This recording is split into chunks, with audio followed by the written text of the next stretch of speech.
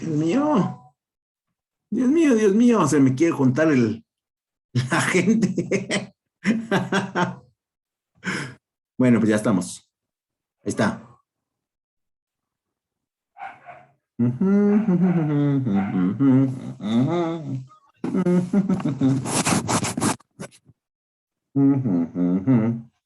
¿Qué pasó, Antía? ¿Cómo estás? Hola, maestro. Buenos días. Bien, gracias. ¿Y usted? Bien también. Susi, ¿cómo estás? Hola, profe, buenos días. Buenos bien, días, buenos días. ¿Por qué hubo la confusión, muchachos? ¿Qué pasó ahí? Es que ya ve que nos mandaron 2 horarios, entonces yo creo que todavía habrá. ¿Hubo Sí, confusión? Sí. Ah, perfecto. Bueno. Ok, bueno, pues vamos a comenzar para que ya empecemos. A ver, ¿cuántos tenemos? Déjenme ver nada más cuántos tenemos. Tenemos. Ok, ok. Bueno, pues sí, con 6 yo creo que es más que suficiente. Vamos a compartir pantalla y vamos a apurarnos nada más. Déjenme. Acá está. Es que hoy tanto. No, ya hay más personas. Ok, y Miguel ya está dentro. Ok.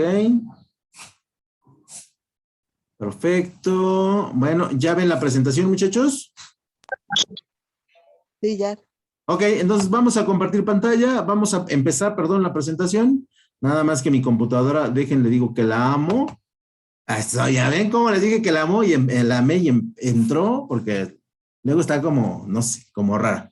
El día de hoy estamos en el tema número 4 y el tema número 4 es la gestión de la calidad en el servicio. Continuamos con este proceso en el que hemos estado hablando y trabajando acerca de cómo es que una empresa hoy en día debe trabajar la gestión de la calidad, ¿no? Y la calidad tanto en el producto como en la calidad total, como en la calidad de servicio, eso es algo que ya las empresas hoy se deben tomar muy, muy, muy en serio con la intención de poder ser competitivas, ¿no? Entonces, en ese sentido, a lo mejor hay una parte al final que vamos a repetir, pero es como para que quede claro respecto de ciertas definiciones y la idea es que, bueno, quede total y absolutamente clara la idea y el concepto para que lo puedan aplicar. Porque recuerden aquí que lo importante es que, pues más allá de que se sepan el concepto, lo puedan aplicar. Por lo tanto, la calidad evidentemente tiene que ver con, y ahí pasaba el dibujito o la animación, es una evaluación. Y dentro de esta evaluación nosotros vamos a empezar a entender ya la parte administrativa, la parte donde se ejecuta la administración, que es la dirección. Y la dirección de la calidad de servicios se define como el conjunto de acciones orientadas a planificar, organizar y controlar las funciones de la calidad de una empresa. Técnicamente es administrar, ¿no? Cuando hablamos de dirección es administrar en nuestro negocio, nuestro proyecto, nuestro objetivo o nuestra meta. Y por lo tanto, las acciones que nosotros desarrollemos en esa dirección van a establecer si llegamos al cumplimiento de la meta o el objetivo o si no llegamos. Por lo tanto, para este proceso sí necesitamos tener conocimientos técnicos administrativos pues bien sólidos, porque si no los tenemos, seguramente pues vamos a no llegar. Evidentemente, como todo trabajo y como toda actividad requiere de cierto nivel de experiencia.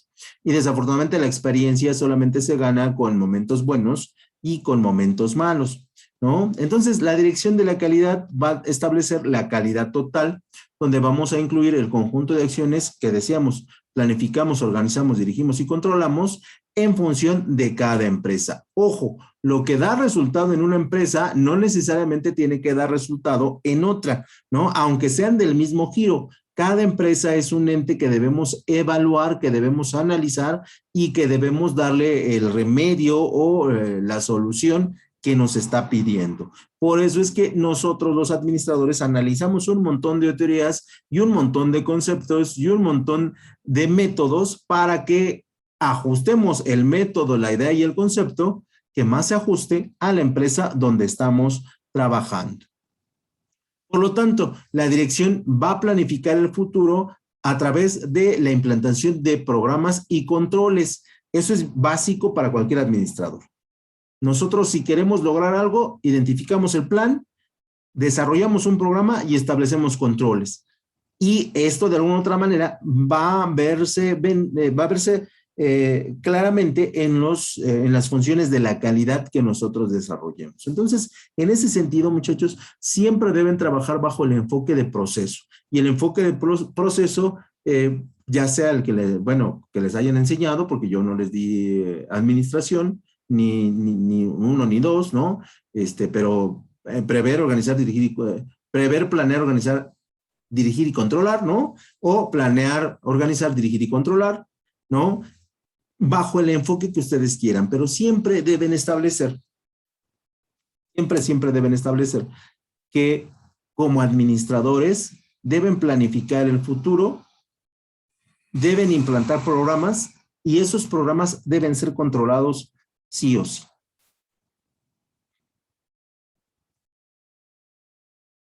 Por lo tanto, la dirección, ya hablamos de una dirección que se encarga de un elemento concreto que tiene que ver con la calidad total.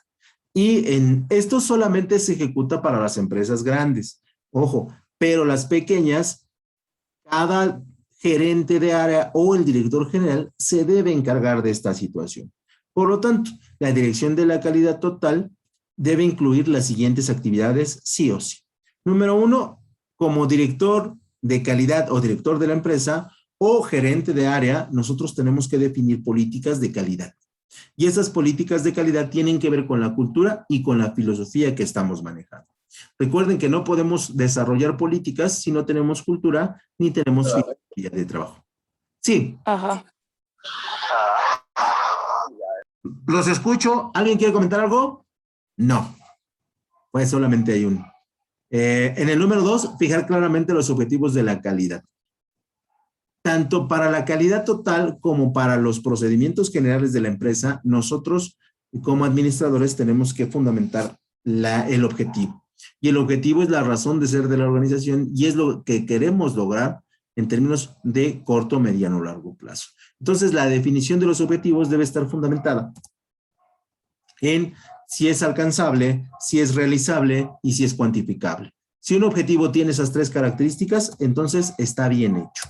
Si no puede medir, si no tiene estas 3 características, tenemos que reajustar lo que queremos hacer para que cumpla con esos elementos. Y en el número 3, realizar la planificación de las estrategias y los recursos necesarios. Ya tengo las políticas, ya tengo los objetivos, ahora determino cuáles serán las estrategias y cuáles serán los recursos con los que debo de contar para cumplir, tanto con las políticas como con los objetivos.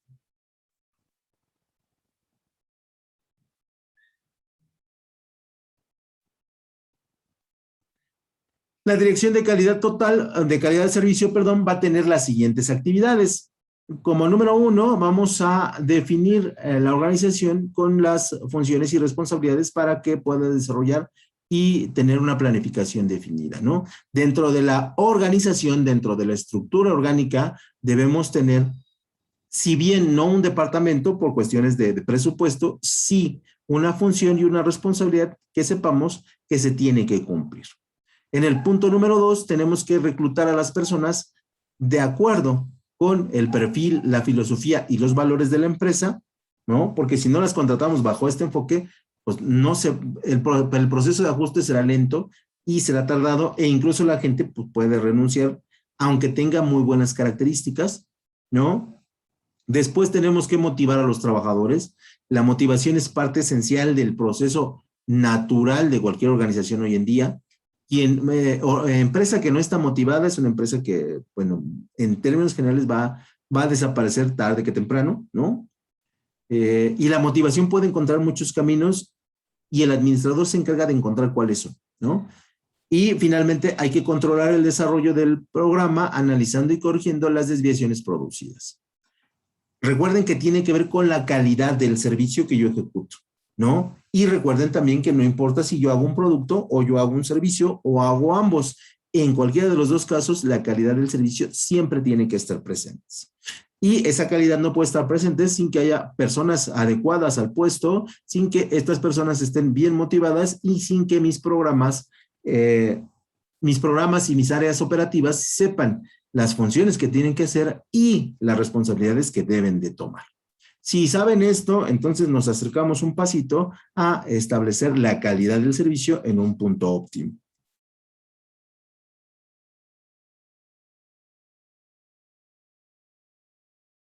Y bueno, evidentemente nosotros sabemos en la administración que podemos desarrollar un buen sistema, un buen programa, un buen objetivo, buenas políticas, buenas metas, buenas visiones y buenas misiones. Pero aquí la parte que a veces no nos ayuda o que nos ayuda muchísimo es el tipo de personal que tenemos, el tipo de personal que contratamos y cómo los entrenamos, ¿no? Y dentro de este proceso de trabajar con las personas que ya tenemos, podemos decir entonces que el entrenamiento es la educación profesional que adapta al hombre para un cargo o función dentro de una organización e implica la transmisión de un conocimiento. Por lo tanto, el entrenamiento no es otra cosa más que seguir en el proceso de educación profesional de las personas que van a desarrollar los procesos de calidad en el servicio. Por lo tanto, sí es una función importante. Y en segunda medida, implica un desarrollo de habilidades entendidas para el entrenamiento que estamos desarrollando, para la función que estamos desarrollando y para las ejecuciones que nosotros tendremos que desarrollar en la calidad de servicio, ¿no? Entonces, tanto me educo como desarrollo habilidades. Por lo tanto, el entrenamiento del personal siempre va a buscar esas dos ideas que son educar y entrenar. Y esto no debe ser un proceso que sea de una o dos veces, sino que es un proceso continuo e incluso nosotros como profesionistas o incluso ustedes como profesionistas, una vez que terminen la carrera, bueno, seguramente tendrán que pues complementarlo con el inglés y tendrán que complementarlo con un posgrado y tendrán que complementarlo tal vez algún otro con una maestría, ¿no? Y en sus trabajos se les va a seguir capacitando, ¿no? Y es un proceso que nunca acaba y que es parte del desarrollo natural de cualquier profesionista, ¿no? Entonces, sí deben estar como muy mentalizados a que, bueno, no van a dejar de estudiar nunca, ¿no? Y que, bueno, es la forma en que siempre estén listos y preparados para las actividades que tengan que realizar, tanto en su empresa, que yo espero en algún momento tengan su empresa, como cuando le trabajen a otra persona, ¿no? Porque también se vale.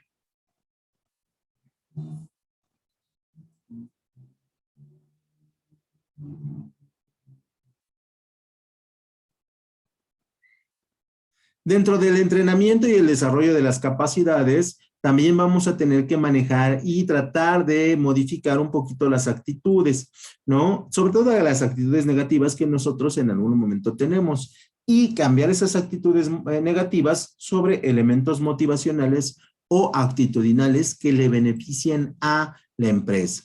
La idea básica es que el entrenamiento mejore nuestras actitudes y nuestras motivaciones dentro de la empresa, pero hoy en día también tratamos de que esas actitudes y esas motivaciones se trasladen a la parte personal, a la parte familiar, ¿no? De la persona, ¿no? Porque en las nuevas teorías de las actitudes de las personas, no podemos tener personas con actitudes extraordinarias en la empresa y personas con actitudes nefastas en su casa, ¿no? Porque entonces la persona se está engañando y estamos haciendo algo mal. El proceso de la información tal vez lo está entendiendo de manera incorrecta, ¿no? Y ya por último se da un desarrollo, en cuanto a este punto, por último se da un desarrollo de conceptos donde el entrenamiento eleva el nivel de conceptualización de la idea filosófica. Ojo, no es lo mismo cómo entendían ustedes la administración cuando ingresaron, que yo espero si haya un cambio, a hoy en día. Sí debe haber una pequeña, a lo mejor un pequeño ajuste filosófico respecto de lo que es la administración y del alcance que tiene esta carrera en el desarrollo tanto profesional como personal en su persona, ¿no? Entonces, en ese sentido, sí, cada vez que nos instruimos, nosotros tenemos un proceso donde elevamos el concepto y elevamos el nivel de debate, ¿no? Y entonces siempre es importante que tengamos estas características en nuestra empresa, porque de alguna u otra manera vamos a lograr un mejor rendimiento, pues prácticamente en todas las áreas donde nosotros estamos. Bueno, seguramente ahí tenían una duda. Es que me mandaron, todavía no tengo agregado a unas personas, perdón, me mandaron un mensaje de esta materia, pero seguramente ya pudieron entrar. Un mensaje por WhatsApp, ¿no? Entonces decíamos, para eso sirve el entrenamiento y si se dan cuenta, el entrenamiento nos ayuda mucho a mejorar lo que nosotros pensamos y creemos, tanto del trabajo como de nuestros compañeros, como de la actividad que yo realizo y en términos generales de cómo me debo de desenvolver en el trabajo, no comportar, desenvolver en el trabajo. ¿Qué se espera de mí? Y qué es lo que tengo que darle a la empresa o a mi negocio, ¿no? Entonces, en ese sentido, debemos trabajar mucho. Para lograr una calidad en el servicio elevada, nosotros como directores de esta área, nosotros tenemos que establecer procesos de comunicación y de liderazgo pues en el más alto rango, ¿no? Y uno de los grandes problemas en México, porque la verdad es que sí lo he visto, es la comunicación. No, en México las peras son manzanas y las manzanas son peras, ¿no? Y la carne de cerdo es carne de res y al revés, ¿no? Y el rojo es negro y el negro es rojo. Entonces, sí, en México tenemos un problema muy, muy marcado de comunicación. No sabemos comunicarnos los mexicanos, nos cuesta muchísimo trabajo porque no ponemos atención y porque antes de poner atención, contestamos, ¿no? O sea, estamos pensando más en la contestación que en entender el mensaje. Y ese es un problema estructural social, ¿eh? Entonces, nosotros ya sabemos que la comunicación es el proceso entre un emisor y un receptor donde va inmiscuido un mensaje. Desafortunadamente, el mensaje a veces no llega tan claro y la persona interpreta. Y la interpretación es uno de los grandes también problemas de los mexicanos, ¿no? Muchas veces el no es un sí y el sí es un no y el tal vez es un sí y el tal vez es no, y entonces es bien complicado determinar los procesos de comunicación. Y esto le ahondamos que hay personas que su nivel educativo es bajo y que sus procesos de comunicación son cada vez aún más bajos, ¿no? Entonces, en ese sentido, sí debemos de ser muy cuidadosos y trabajar mucho con nuestra forma de comunicarnos, muchachos. Entonces, dentro de los estilos de comunicación, vamos a tener 4 representativos, ¿no? Donde tenemos el estilo de comunicación pasivo, que son personas que se expresan poco, que tienen pocos comentarios que hacer en cualquier tipo de reunión, que normalmente son personas que son muy introvertidas, son personas que hablan poco y en ocasiones trabajan mucho y trabajan bien, pero que no se les considera que sus opiniones sean tan importantes ni tan valiosas, ¿no? O sea, sí estás ahí, sí te veo, pero no recuerdo que hayas dicho nada interesante. Trabajas muy bien, haces muy bien tu trabajo, pero estás ahí. Y recuerden que esto no enriquece a un equipo de trabajo, ¿no? Son personas que no quieren establecer conflictos, que no tienen esta idea de ser los líderes de cualquier grupo, ¿no? Son personas normalmente que están ahí, ¿no? Y yo, por ejemplo, como profesor, conozco, bueno, recuerdo muchas personas que estaban ahí, pero nunca, incluso ni siquiera recuerdo su nombre, ¿no? Y mucho menos incluso su tono de voz, ¿no? Porque son personas que no se comunican. Y esto es un problema porque no sabemos cómo entrarle a este tipo de personas, ¿no? Cómo les decimos las cosas y cómo les pedimos las cosas.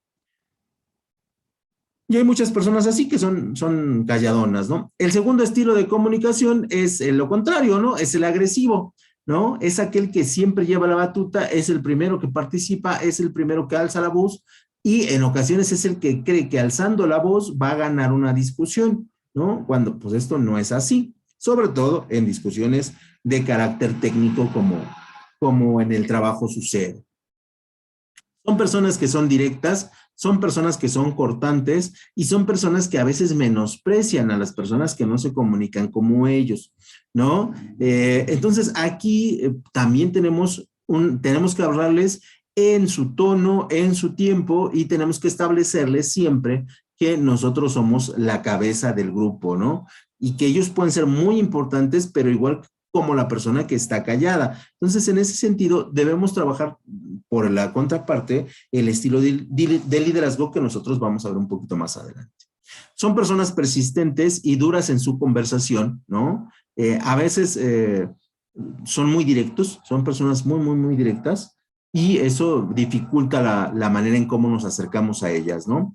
E incluso cuando las personas son directas, nos cuesta trabajo entrarles como para socializar. Entonces son personas que también son, en términos generales, un poquito aisladas. En términos de trabajo, son poco sentimentales, ¿no?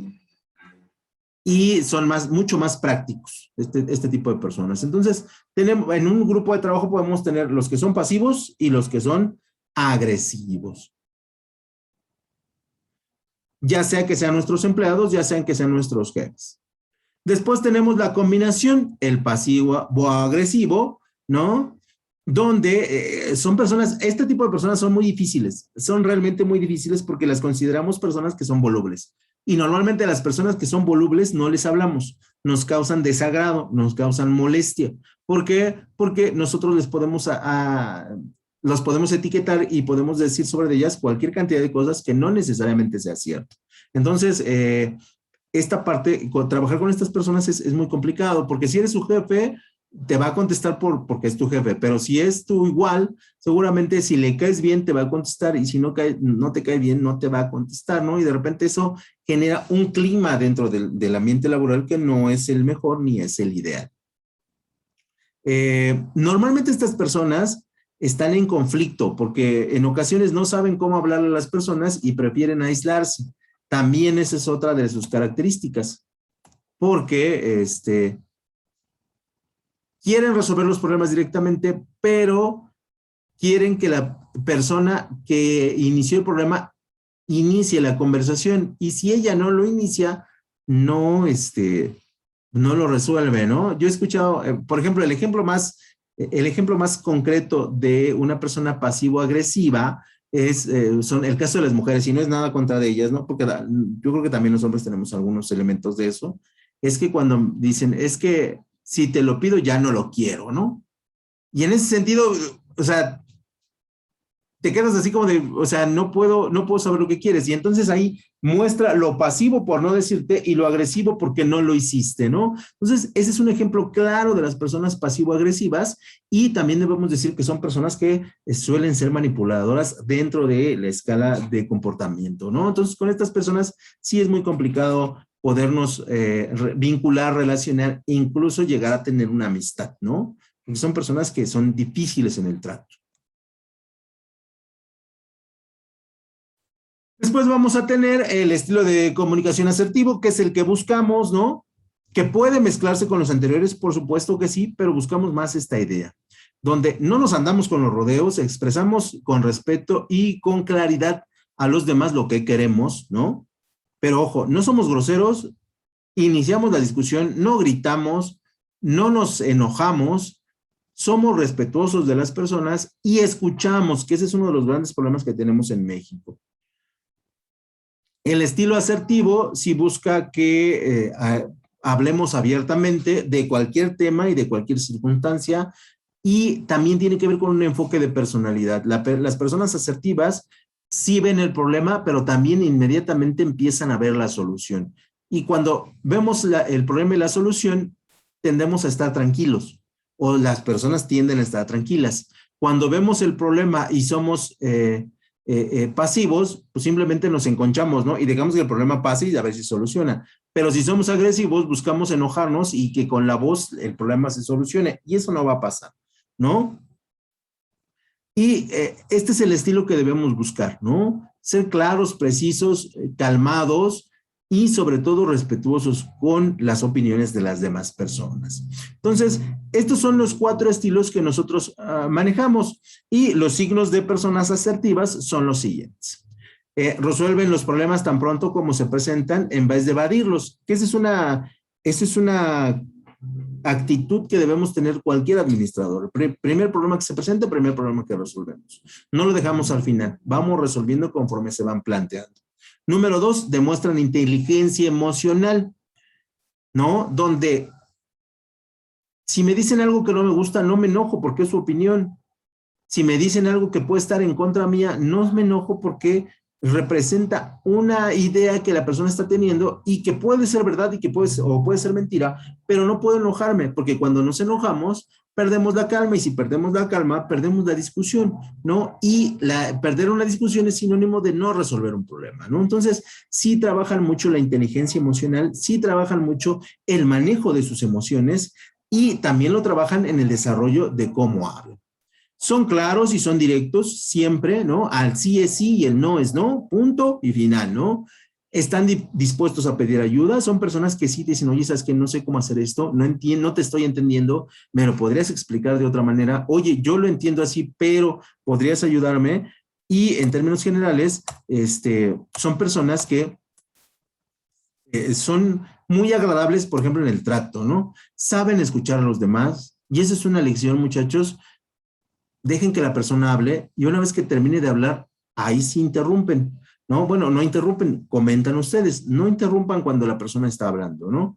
En términos de una plática de trabajo, ¿no? Aquí, bueno, sí pueden interrumpirme en el momento que ustedes quieran, en el momento en que surja la duda, ¿no? Reconocen y validan otros puntos de vista, pero también saben expresar su propia. Y más allá de que pueden escuchar y pueden contestar, pueden ir haciendo una mezcla de conceptos y de ideas válidas para llegar a la solución de un problema. Eso es de las cosas más difíciles que se pueden hacer, ¿no? Y estos son los estilos de las personas asertivas donde ustedes deben trabajar en estos puntos, si es que alguno está flaco para ustedes. Y ahora vamos a pasar a lo que son los estilos de comunicación, los estilos de liderazgo. Y aquí en el video les señalo, y lo vuelvo a reiterar aquí, que tenemos 10 estilos ya muy concretos, pero por cuestiones de tiempo solamente vamos a ver 5. Pero si quieren más información, con mucho gusto se las mando acerca de este tema. ¿Sale? Entonces tenemos el primer liderazgo, que es el autocrático. Es una forma extrema de liderazgo donde, pues aquí tenemos el poder total y absoluto, ¿no? Tenemos el poder del grupo, del equipo, de la situación y del conocimiento.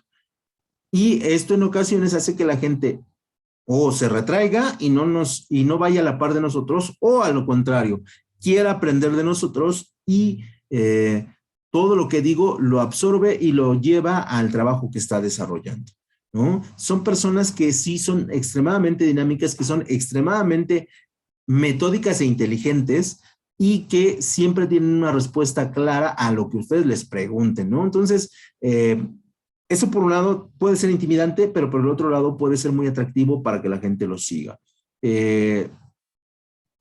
Ya hay poco liderazgo de este tipo, ¿no? Ya el liderazgo ha ido cambiando mucho con el tiempo. Luego tenemos el liderazgo burocrático, ¿no? Esta persona es una persona muy rígida en términos de lo que tiene que hacer y normalmente sigue el librito. Sigo el librito. Si 2 más 2 es 4, no puede ser 4.1, no puede ser 4.2, ¿no? Es 4, ¿no? Y si lo tengo que ajustar, lo cierro a 4, ¿no? Entonces, son personas que son muy metódicas, extremadamente metódicas. Si ustedes van a su escritorio, todo está perfectamente en orden, ¿no? Todo está perfectamente diseñado para que se vea el orden. Si los ven vestidos, son personas que no utilizan colores muy vivos, no utilizan corbatas muy llamativas, no utilizan diseños muy, muy vanguardistas, ¿no? Siempre son personas que son muy reservadas en términos de lo que tienen que expresarle, ¿no? Y estas personas son bien interesantes para cuando vamos a manejar dinero, porque no se nos va a perder, o cuando vamos a tener que seguir normas de seguridad. Cuando vamos a tener que seguir órdenes disciplinarias así a rajatabla, estas personas nos van a servir mucho. Después tenemos el liderazgo carismático, que este es uno de los liderazgos que es un poquito más volátil. ¿Por qué? Porque estos líderes son tremendamente entusiastas y optimistas y su actitud está hasta el 110% y su energía nunca baja, muchachos. Son las 12 de la noche de la jornada laboral, ya llevamos 14 horas trabajando y ellos están al tope, ¿no? Puede ser que estén al tope porque se toman sus Red Bulls, ¿no? O sus 30 tazas de café, pero siempre están al tope. Y es muy, muy difícil desde el punto de vista de sus compañeros de trabajo seguirles el ritmo. Por lo tanto, estas personas, como no le siguen el ritmo, se desesperan, se aíslan y muchas veces dejan el equipo tirado y ellos hacen el trabajo solos. Y esto habla de un mal liderazgo. Podemos entregar el resultado, pero al final de cuentas no lo estamos entregando como equipo, lo estamos entregando por una persona que es extremadamente inteligente, que es extremadamente energética en términos de lo que hace y no se cansa nunca, ¿no? Y entonces es difícil trabajar con ellos, ¿no? No es lo mejor porque normalmente nos revientan, ¿no? O sea, son las 12:10 y dicen, vamos a cenar, ¿no? Y regresamos a trabajar. Y tú dices, no, ya me quiero ir a mi casa, ya dame chance. Y entonces, estas personas, solamente muy pocas se quedan con ellas, ¿no? Y a esas pocas personas les cargan el trabajo muchísimo, entonces terminan por reventar, ¿no? Entonces no es el mejor liderazgo, tal vez en algunos momentos y bajo ciertas circunstancias, sí sería ser un líder carismático, ¿no? Pero no siempre, ¿no? No es lo recomendable. Después tendremos el número 4, el liderazgo participativo democrático, donde pues el líder básicamente invita a otras personas a que se integren a su equipo. Vende muy bien la idea, muchachos. Este liderazgo vende muy bien una idea. Las personas lo compran, las personas la hacen suya la idea, incluso ellos creen que diseñaron la idea, ¿no? Y el líder no se siente molesto con esto. Y entonces todos trabajamos y vamos de la mano, ¿no? Y si ganamos, ganamos todos, y si perdemos, perdemos todos. Y esa es una de las filosofías que ellos desarrollan mucho, ¿no? Porque cuando ganas, todos se sienten satisfechos porque todos sienten que participaron al 100%, no hay porcentajes menores, todos participaron al 100%, ¿no? Y una característica que es las más interesantes es que el líder controla el destino del proyecto, del objetivo, del trabajo, pero las personas, su equipo de trabajo no siente que esto suceda, sino siente que todos participaron de la misma manera, ¿no? Entonces, de alguna otra manera, es un liderazgo que es el más ideal para cualquier proyecto, que más se ajusta a cualquier actividad y que les va a dar resultados sí o sí. ¿Sale? Y después tenemos el liderazgo deja ser, ¿no? Este es uno de los liderazgos ya para personas, para equipos de trabajo muy experimentados, para personas con mucha experiencia, para equipos de trabajo que llevan 5 o 10 años trabajando juntos y donde no se ha roto la armonía entre los integrantes. Y estas personas, el liderazgo laissez-faire no es otra cosa más que, en términos de francés traducido, es déjalo ser, ¿no? Y cuando dejamos ser una persona, pues no tenemos que exigir a qué horas llegan, ni a qué horas se va, ni cómo va vestida, ni qué gustos tiene, ¿no? Son equipos de trabajo donde si la persona quiere ir en tenis, que llegue en tenis, si la persona quiere ir con su camisa hawaiana, que llegue con su camisa hawaiana. O sea, lo que a mí me interesa es que la persona, en el momento en que tengamos que terminar el trabajo o terminar el proyecto, esta persona me acompañe y diga, aquí está, ¿no? O antes que yo diga, aquí está mi avance, aquí está el trabajo, llevamos este avance, y son personas que saben cómo tienen que hacer su trabajo. Pero para saber cómo tienes que hacer tu trabajo, necesitas mucho conocimiento y mucha experiencia. Si no la tienes, normalmente el trabajo sale mal, ¿no? Porque sí estás supervisando, pero tu supervisión es muy ligera, es casi imperceptible. Incluso hay ocasiones en que parece que la gente no está trabajando, ¿no? Y la gente que está por fuera de los departamentos, porque normalmente se dan en departamentos, cree que son muy flojos, ¿no? Y que son los raros de la empresa, pero la verdad es que son gente que está trabajando muy, muy fuerte, que sabe cómo tienen que hacer las cosas y que las hace muy, muy bien, ¿no? Si tienen equipos de trabajo de muchos años, pueden ejecutar esta idea. Si alguien nuevo se les integra, tienen que cambiar su estilo de liderazgo para volver a empezar de cero porque el grupo va a cambiar, se va a modificar. Entonces, en ese sentido, tendrían que establecer cuáles son las nuevas reglas para trabajar. Y desde mi punto de vista, esos son los 5 liderazgos que más representan a una empresa, ¿no? O que más se presentan y que más visualmente se pueden observar. Después vamos a pasar a, como todo equipo de trabajo o como todo director de departamento, a la retro. Oiga, profe, yo tengo una duda. Sí, Bueno, nada adelante, más adelante. como, complemento para entender. Entonces, los primeros puntos que usted puso de comunicación y los de liderazgo se asimilan, ¿no? Entiendo, porque son tipos de personas que se comunican, bueno, como nos puso como tipos, y luego estos de liderazgo. Son similares en algunos puntos, ¿no? Sí, ¿Tienen bueno. que empatar, por ejemplo? ¿O sí puede haber diferentes? ¿O hay como No. que identificar, el líder tiene que identificar tipos de personas similares al tipo de persona que es? Sí, la idea es que, bueno, muchas veces tú llegas a un equipo de trabajo ya formado y lo que tú quieres es formar realmente un equipo de trabajo. Entonces, tú tienes varios estilos de liderazgo y tú decís, yo analicé este tipo de personas y el liderazgo que me funciona es democrático, autocrático, dejar hacer. Ok, una vez que tú eliges el estilo de liderazgo que vas a llevar con ese equipo de trabajo, determinas cuál es el estilo de comunicación que más se ajusta al tipo de persona en el momento en que vas a conversar con ellos.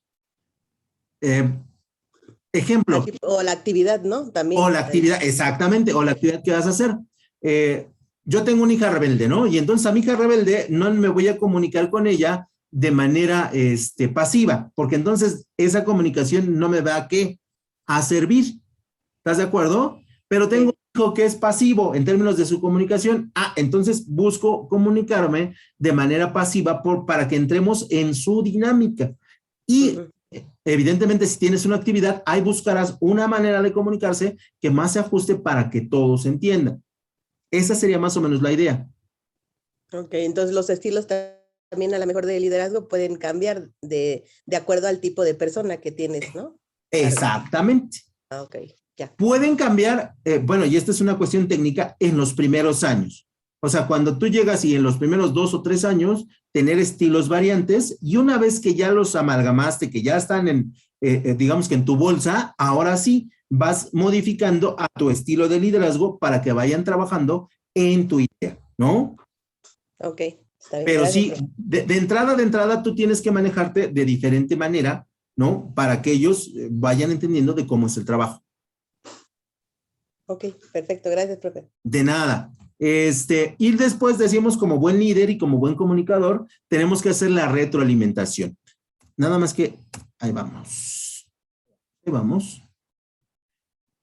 Ya me queda un minuto. No vamos a llegar, ¿eh? La retroalimentación es no sé, no me dio el tiempo.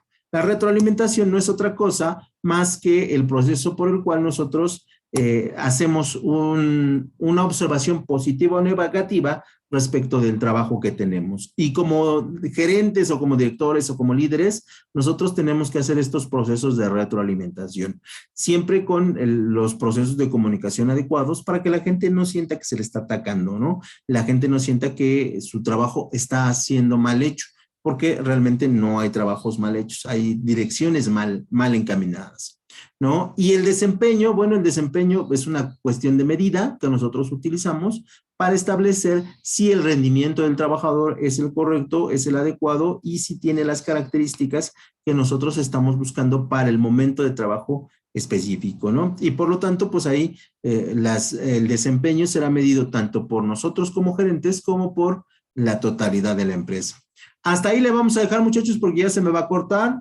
No me di cuenta en qué momento me pasó los 10 minutos. Yo estaba muy contento. Hable y hable y hable. Ahorita los veo en la siguiente clase. Cuídense mucho. Gracias, Claro que sí, profe. profe. Bye. Bye.